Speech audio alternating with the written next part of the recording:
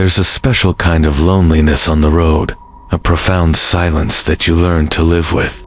You spend so much time in your own head, watching the white lines disappear under the hood, that you almost forget what it's like to be around other people. But the thing about that silence is that it's never truly empty.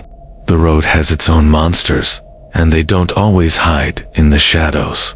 The first sign was a single figure, a woman in a white dress, standing on the side of the road, in the middle of nowhere. I thought she was lost. I was wrong. She was waiting, and I was the one she was waiting for. My name is Dave, and I'm a trucker, a veteran of the long haul, a man of the road. I'm 48. I've got a wife and 2 kids, and I've spent more time in my rig than I have in my own home. I'm a man of routine, a creature of habit, and I know the highways and the rhythms of the job better than I know my own backyard. I was on a routine delivery, a long, quiet stretch of highway in the American Midwest, a road I have driven 100 times. It's a desolate, beautiful part of the country, with vast, empty prairies, and a sky so big it feels like it could swallow you whole.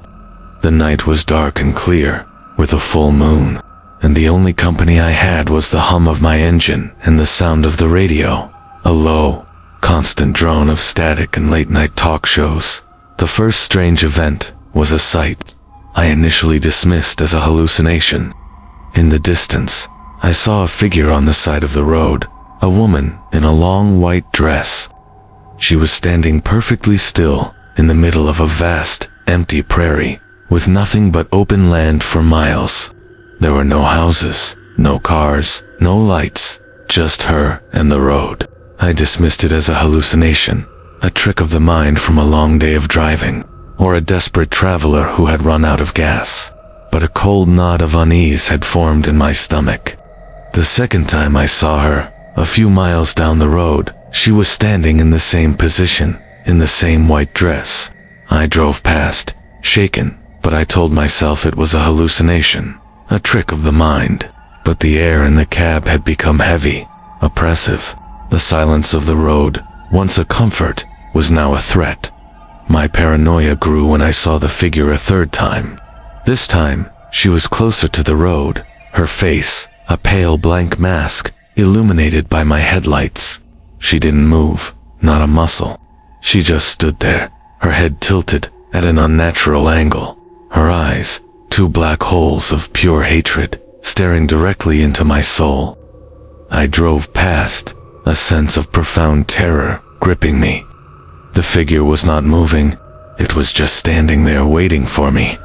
I was 100 miles from the nearest town, and the road was a long, empty ribbon of asphalt, with nothing but darkness and silence. My heart began to pound in my chest, a frantic rhythmic drum against the stillness of the night. Asterisk. The fear became personal when I saw the figure a 4th time. This time, it wasn't standing on the side of the road. It was standing in the middle of the road, and it wasn't standing still. It was shuffling, a bizarre, loping gait, its body low to the ground, its limbs moving in a jerky, puppet-like fashion. It had a profound, grotesque grace to it, and it was moving with a purpose. I had to swerve to avoid hitting it, and I felt the shudder of my truck as I passed by. A long drawn-out groan of metal against metal. I looked in my rearview mirror, and I saw it. Still shuffling in the middle of the road, its pale, blank face staring at the back of my truck. Its eyes, 2 black holes of pure hatred, burning with a cold, hungry light. I knew then that this was not a person. It was a thing, a malicious ancient entity that was hunting me. I pulled over to collect myself, my heart hammering in my chest. The truck was a small, fragile shield against the vast, empty darkness. I heard a sound, a soft, rhythmic tapping on my back window. I looked, and I saw the figure, its pale, blank face pressed against the glass, its eyes, 2 black holes of pure hatred, staring directly into mine. The tapping was a sound of profound, malicious joy, a sound of 100 years of waiting. I could see its lips, thin and bloodless, a grotesque smile spreading across its pale, blank face. It was taunting me. It was playing with me. It was a predator, and I was the prey. In a state of profound, bone-deep terror, I slammed my foot on the accelerator. I was driving as fast as my truck would go, the hum of the engine a deafening roar against the silence of the night. I could hear a sound behind me, a sound of heavy, deliberate footsteps walking on the highway, a sound that was a perfect, chilling mimicry of a human's. I looked in my rearview mirror, and I saw the figure, now a tall, gaunt silhouette, running behind me, its limbs moving in a jerky, puppet-like fashion, a horrifying parody of a person running. It was not just following me.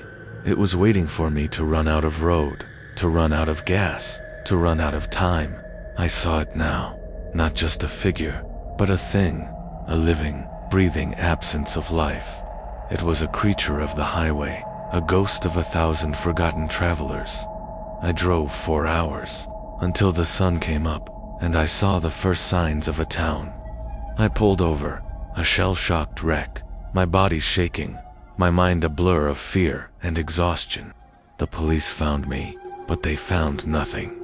No figure, no footsteps, nothing. I never drove again. The memory of that night, the pale, blank face, the black, empty eyes, and the sound of the footsteps, is a weight I will carry forever. I know that the road has its own monsters, and they don't always hide in the shadows. And I know, with a chilling certainty, that the figure is still out there, waiting for the next truck to come down its road.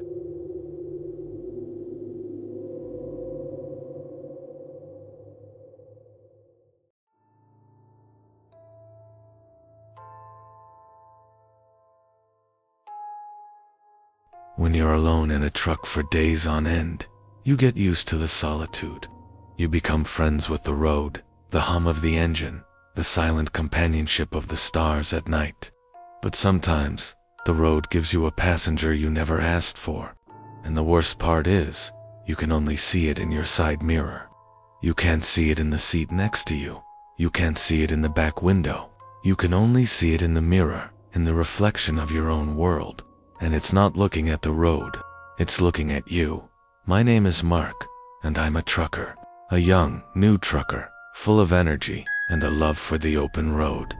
I'm 26, I've got a wife and a kid, and I'm on a long haul through a dense, forested area of the Pacific Northwest, a beautiful but isolated part of the country.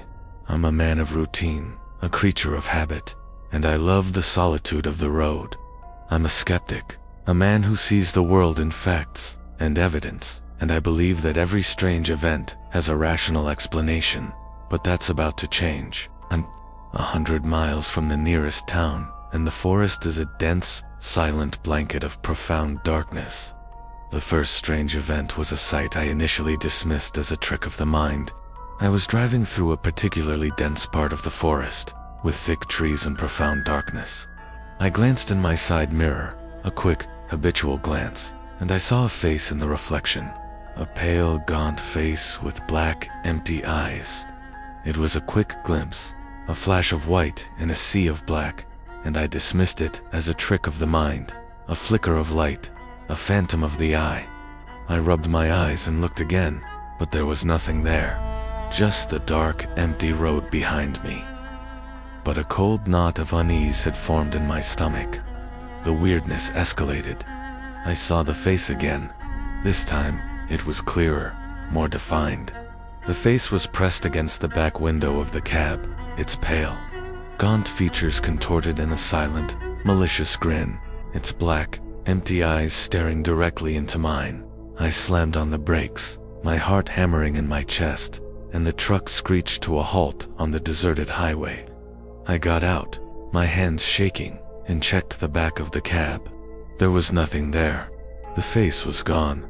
My paranoia grew when I saw the face a third time. This time, it wasn't in the mirror.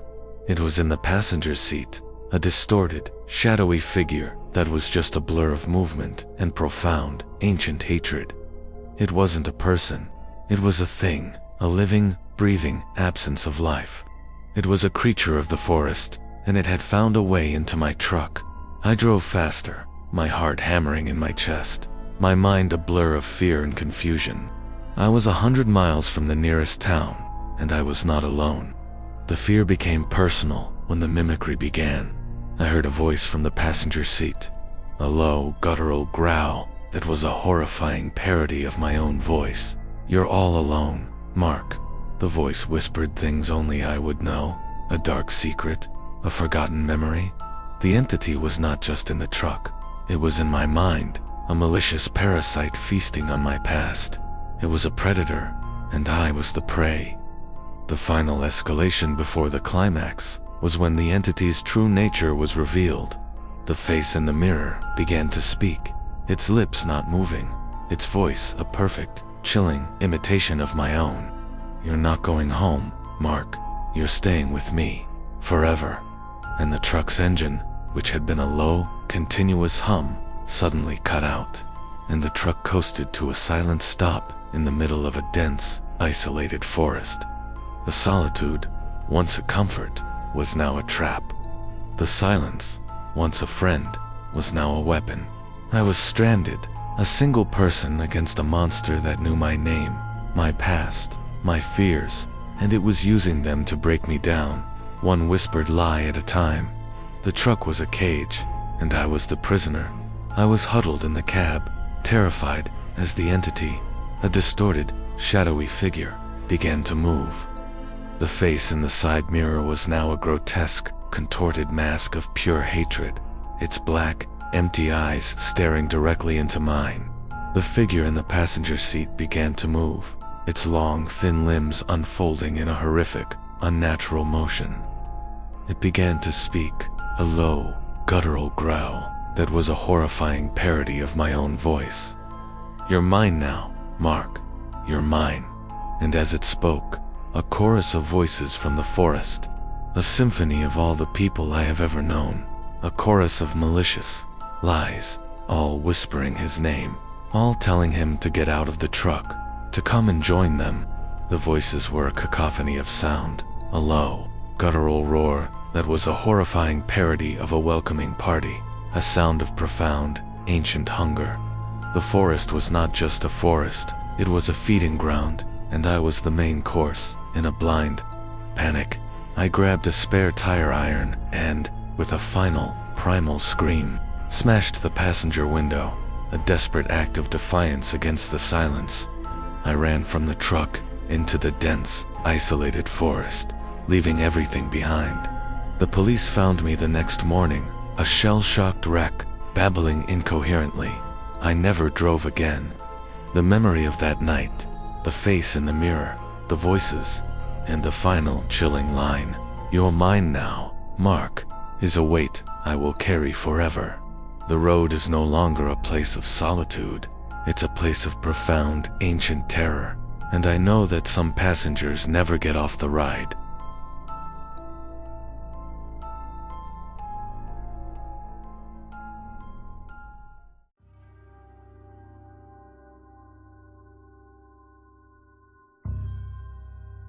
Every trucker knows the back roads, the shortcuts, the forgotten places that can save you a few hours and a few gallons of gas.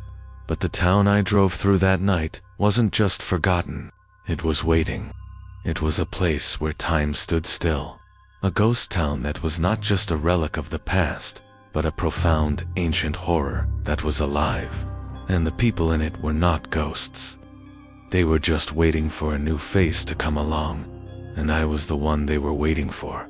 My name is Leo, and I was a young, ambitious trucker on a tight deadline. I was on a long haul from California to Texas, and I was running on fumes and black coffee. I'm a man of routine, a man who sees the world in facts and evidence. I don't believe in ghosts or monsters. The back roads are a part of the job, and I've driven 1,000 of them. I was looking at a faded, old map I had found in the glove compartment of my truck, and I saw a shortcut through a remote, abandoned town, a town that was a relic of a bygone era. The shortcut would save me a few hours, and I was desperate.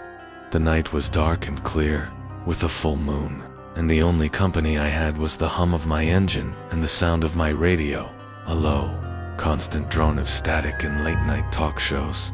The first strange event was a sight I initially dismissed as a part of the town's history. I drove into the town, and the air felt heavy, oppressive. The town was silent, frozen in time. The cars were old, rusted relics. The stores were boarded up, and the streets were empty. It was a beautiful, haunting picture of a forgotten past. But I saw something strange in a window. A woman in an old-fashioned dress, standing perfectly still, watching me. I dismissed it as a mannequin, a prop from a bygone era, but a cold knot of unease had formed in my stomach. The weirdness escalated. I was driving through the town, and my truck's engine suddenly cut out, a final, dying whimper. I was stranded. I got out to check the engine, and I heard a soft, rhythmic clicking sound from the buildings around me. It was a sound of profound, ancient hunger, a chorus of 1,000 forgotten souls. My paranoia grew when I saw the woman in the window again. This time, she was not a mannequin. She was moving, her head tilted at an unnatural angle, her eyes, 2 black holes of pure hatred, staring directly into mine. The town was not abandoned. It was a profound, ancient horror that was alive. The silence of the town, once a comfort, was now a threat. The fear became personal when the mimicry began. I heard a voice from the darkness, a low, guttural growl that was a horrifying parody of my own voice. "Come and stay with us, Leo." The voice whispered things only I would know. A dark secret, a forgotten memory. The entity was not just in the town. It was in my mind, a malicious parasite feasting on my past. It was a predator, and I was the prey. The final escalation before the climax was a sound that shattered my sanity. I was running now, a man broken by fear.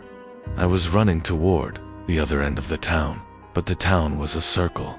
I was running in circles. I saw the people in the windows, the people who were once mannequins, now a chorus of malevolent, black-eyed figures, all moving with a single, malicious intent. They were the town, and they were hungry. They were not ghosts. They were a profound, ancient horror that had been waiting for a new face to come along. I was running, a man broken by fear. I ran to the edge of the town, but the road was gone. It was a void, a black, empty nothingness. I turned around and saw the people of the town, now a mob of shuffling, puppet-like figures, closing in on me. They were all moving with a jerky, puppet-like fashion, their bodies low to the ground. They began to speak, a low guttural growl that was a horrifying parody of my own voice. "You're ours now, Leo. You're home." And as they spoke, the ground beneath my feet began to crack and groan, and a long, impossibly thin, clawed hand slid through the ground, its fingers tapping against the air, beckoning me. The town was not abandoned. It's a living, breathing thing, and it's consuming me. I don't know what happened next. A profound darkness, a deep, silent void. Leo's truck is found the next day, abandoned on the side of the highway, 100 miles from the nearest town. Leo is never seen again. The memory of that town, the silence, the puppet-like figures, and the final chilling line, "Your home," is a weight that his family will carry forever. The road is no longer a place of solitude. It's a place of profound, ancient terror, and he knows that some shortcuts are not meant to be taken.